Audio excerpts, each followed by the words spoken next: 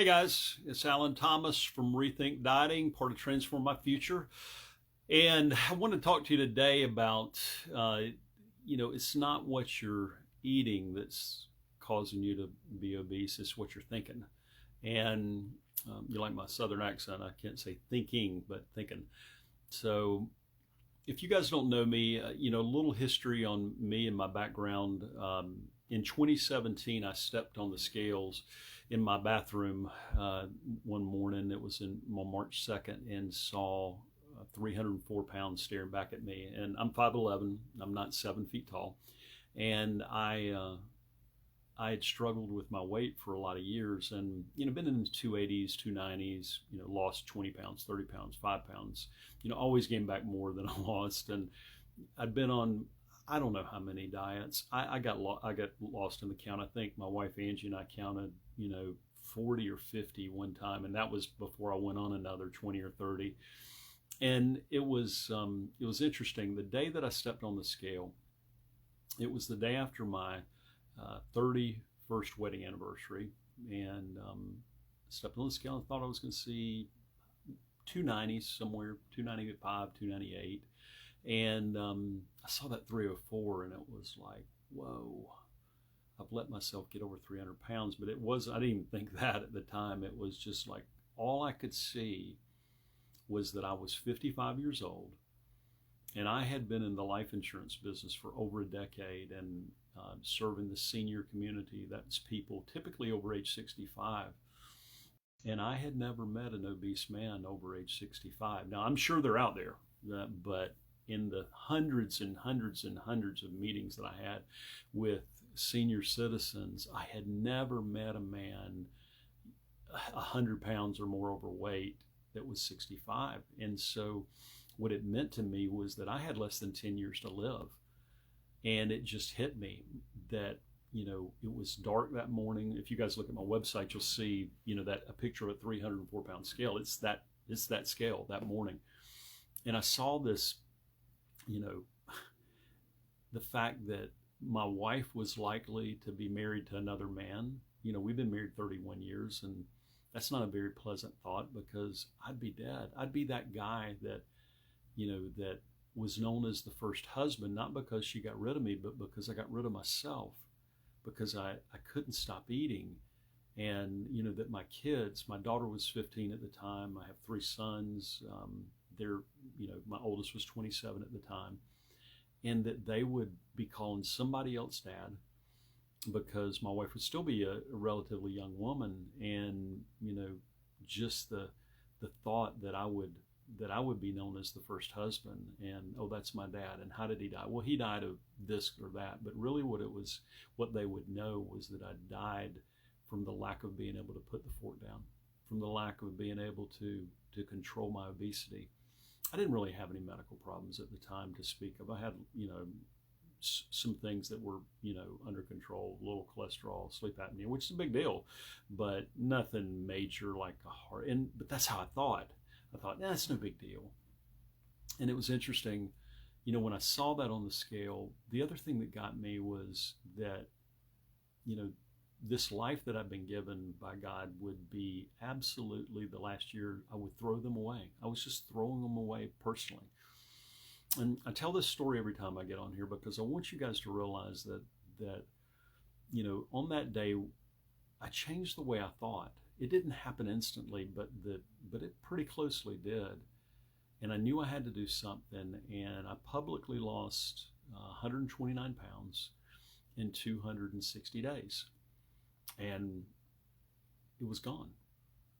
And it's interesting, people see that and they say, oh my God, what did you do? And they don't really want to do anything hard. They're looking for that magic diet, not because I think they're bad people, but because I was always looking for that magical diet. In my, today I work with men predominantly. My wife and I are now taking lady clients too. But, when I work with the men that I work with, it's, every day I'm talking to somebody that's obese, that has struggled with it, seeing if they qualify for my program. And it's always interesting, the coping mechanisms that we have. And I was just like that. So I can really empathize with it. The thought that I'm, this guy that, I just have trouble losing weight. I'm not able to get exercise. I've had all these personal issues. I've had death in my family. I've had, really stressful work situations. So I can't stop eating. So I have to use that. I'm not, my ankles hurt. I'm not that bad. I'm not that fat. I'm 300 pounds, 400 pounds, whatever the number is. And I don't say this to shame anybody, but I say it we've given up. So many of us have given up because of the fact that we believe that we can't change. And I was that guy. I was the same one. I was the one that, would try a diet for 60 days or 6 days or 6 minutes. Sometimes it was 6 minutes. I was starting on Monday, but Monday at 8:30, I had already given up on that diet. And so, what I learned over the 260 days was, number one, the first thing was that my weight was holding me back. It was holding me back from a lot more than health, from a lot more than, being able to get up comfortably, being able to, sit down and get up without, having to about push a chair into the basement, trying to, get out of it, or not being able to do all those physical things just normal things. But I learned along that journey that it was what it was really costing me. A lot of guys will call me and they want to know, what's this cost? And it's always funny to me because, I'm not for everybody. And the cost, golly, the cost that I was paying these prices every day of, shame and embarrassment, getting on an airplane and using that seatbelt extender. Oh my God, you talk about embarrassing. How embarrassing is it to sit down in an airplane? You get the middle seat too sometimes. You sit down in that middle seat and you barely fit in it. And then you still have to hit the bell for the steward to bring you, the extra seat belt, and everybody's watching. And it's just mortifying. And I guess what makes it so mortifying is the fact that it's really was my responsibility. It was my responsibility to get my weight down. It was my responsibility to face these things. But how? How could I do it? And it's so interesting. And I say that over and over because it is. It fascinates me. And as I work with men who are, one of my guys sent me a picture of him in a pair of skinny jeans. And 4 months ago, he wouldn't have fit in those skinny jeans. And it wasn't about a diet. Now, do you have to change what you eat? Of course you do. But men are shocked. Listen, and I'll tell you this. If you guys reach out to me and you're looking for a diet, I'm not your guy. I will tell you right now very clearly that it's not your diet, it's your thinking. And people say, well, how can that be? You got to change what you eat. Yes, you do. But really, when somebody tells me that they can't, I'm like, okay, let's examine that. You can't. You can't not have a Little Debbie cake. I mean, I'm just pulling something out of the air. Or you can't, not have a piece of cake. Or you can't not, and there's nothing wrong with these foods. I'm just throwing things out there. You can't, have, I've got friends coming in town and so it's going to be, I've got a day where I've got to eat a certain way, and that's okay. I mean, that's the choice, but it's the thinking. I know my wife and I, we had birthdays during that time. She lost 63 pounds in 4 months. And I don't say any of that to impress upon you guys, to impress any guys, but to impress upon you that it's possible. But it was the thinking, when we got our thinking right, when we got the thinking that it was always a choice, there was nothing impossible for the committed. We got defiantly committed to our dream of being, a normal size. And, we essentially lost, the amount of weight that she weighed. She was, and she did it publicly too. She weighed 188 pounds, went down 125 pounds. And I can tell that up here now. She looks amazing. But it was the thinking. It was, for birthdays, we made different choices. It was temporary. We still now that we've got our weight down, if I want to go have, something that what people call bad food or whatever, I'll go have it. It's a choice. It's a decision. It's not a diet.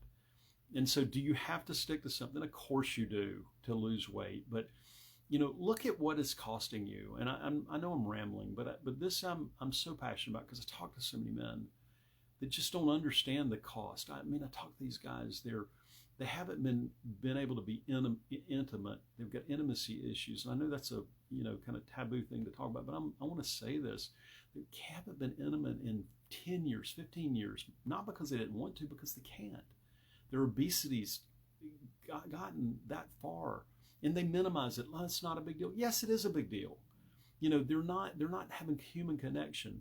Their wives and kids have given up on them. My wife and kid, they'd almost given up on me. One of my sons said, I guess Dad doesn't love us enough to get his weight under control. They knew it was a choice. And again, I don't say this to be harsh to anybody, but I say it to wake you up. Wake up. It's costing you far more than you realize. And it's not just in the health side. Sure, you're going to live a lot longer if you're not morbidly obese, statistically. No guarantees, but statistically you will. But, it's like when my guys that I'm working with tell me they're making more money because they started losing weight. Now, I don't guarantee that. That's not, but it's pretty wild. Or their relationships are starting to change. They're starting to, feel different when they walk in a room, and they're starting to take chances they wouldn't have taken. I'm not talking about risk. I'm talking about just normal things, stepping in front of a crowd. One of the men that he's amazing. He's lost quite a bit of weight, and he's now speaking, publicly speaking and doing all these things that he wouldn't have done in the past. And he's still got weight to lose, but he's got his mojo back. So what does it cost? Man, it costs a lot. It costs a lot to be fat. It costs a lot to be obese. It costs a lot, not just in terms of health. That's super important, but life. If you're not living life to the full, like Christ talks about, golly, and when I say life to the full, I'm not being tongue in cheek with that, like you eat a lot or whatever. Life to the full is not about eating.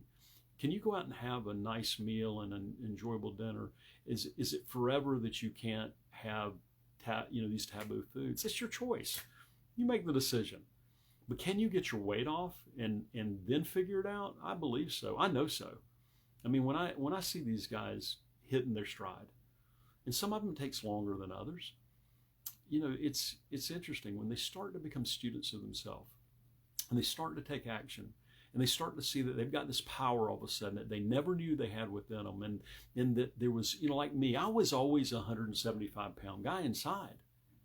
I was just covered up by this this suit of fat that I wore around. And it was holding me back in everything that I did. It stopped me from chasing my dream.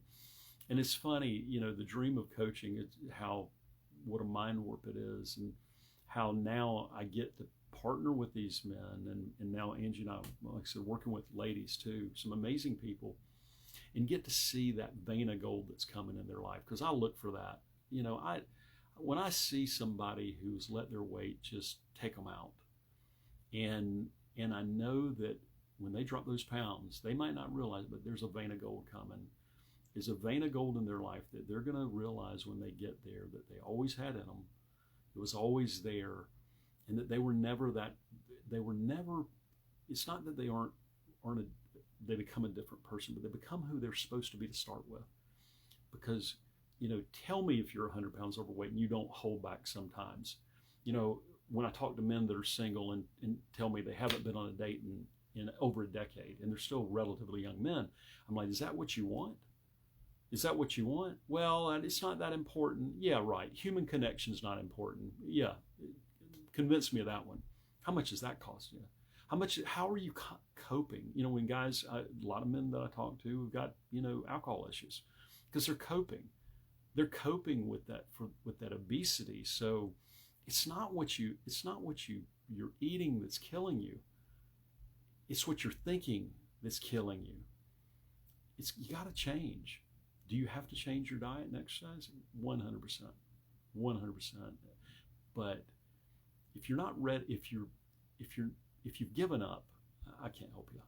Nobody can help you. But if you think there's a chance, there's a chance just deep down inside of you that there's something left in you, that you know that this is the one area of your life. You've won in a lot of areas, but you haven't won in this area, and you've got some hope that you can, that you can conquer this, but you just don't know what to do, and you're stuck. Reach out to me at transformmyfuture.com/apply. A program called Rethink Dieting for Men. You can check out, before you reach out to me though, I'd love for you to watch a video at rethinkdieting.com. That's rethinkdieting.com. It's in the notes here on this Facebook Live.